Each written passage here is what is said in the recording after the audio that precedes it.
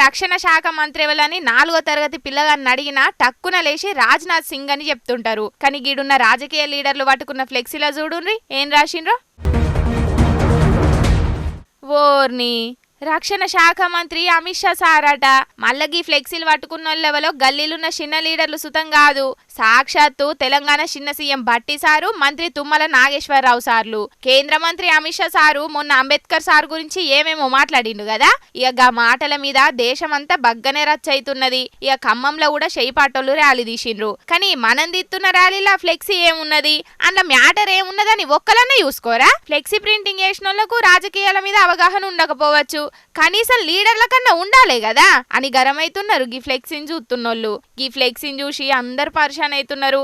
ఇక గిదే ఫ్లెక్సీని రక్షణ శాఖ మంత్రి రాజ్నాథ్ సింగ్ సార్ చూస్తే నాకు తెలియకుండా నా పదవికి ఎప్పుడేసారి పెట్టినని ఎంత ఫీల్ అవుతాడో పోన్రి. అయ్యా లీడర్లు జర ఫ్లెక్సీలు కొట్టించేటప్పుడు 1కి 2 మాటలు చూసుకోండి, లేకపోతే అసలు ముచ్చట కంటే గిట్ల కోసరు ముచ్చటతోనే బగ్గ వైరల్ అవుతారు. ఏమంటున్నాం.